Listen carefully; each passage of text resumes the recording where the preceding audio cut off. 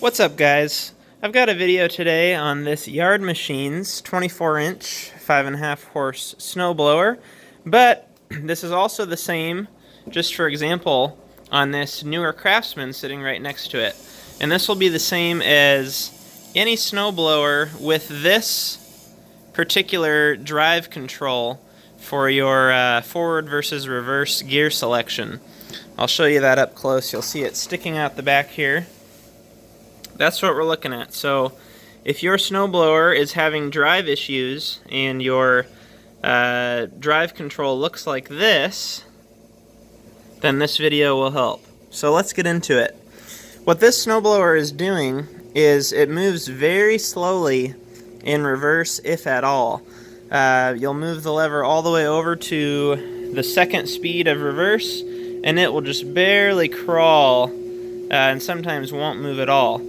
And what the problem is, actually a couple things. It did have a mouse nest up in the drive area, but that's mostly unrelated. The main issue was that the cable was out of adjustment. So what you're going to do, it's very simple to adjust your cable, and I've taken the cover off of the back of this just to give you a better look at what's actually happening, but in most cases you won't have to do this.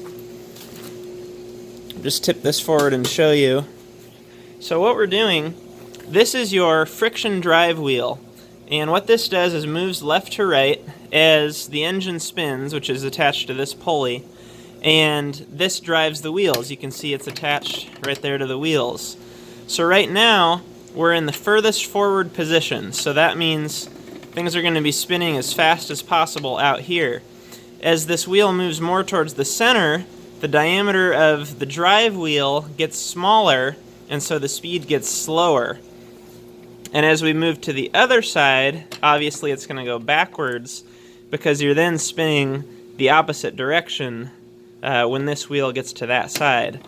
So what was happening is as I moved this lever all the way over to reverse, and we come down here, I've already made the adjustment, but what was happening is this friction wheel was not moving past center. It was just barely on the center line, which meant that it was sometimes in neutral. That's where your neutral position is right in the middle. Or it was just barely enough to the right that it had enough to crawl in reverse. And what the problem was that there was far too much slack in this cable. And so the way to set this cable and the way to adjust it is to go fully forward. So in that case, this is, I think, sixth gear, fully forward. And you're going to adjust this cable to where it's just tight. So you don't want it overly tight or overly loose. You want it just with a little bit of tension on it. And the way you do that is take a pair of 7/16 wrenches, one on the top here and one on the bottom.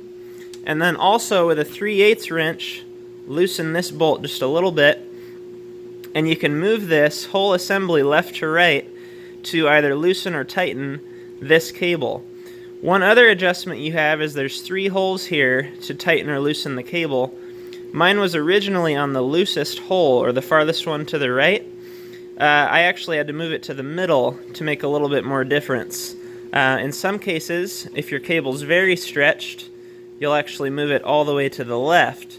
But I kind of came up with this configuration of the middle hole and then almost fully adjusted tight, and that seems to be working pretty well.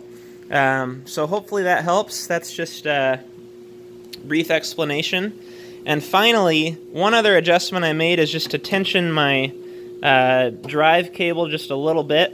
And the way you do that is simply loosen these 2 3/8 bolts and slide this bracket up or down to tighten it.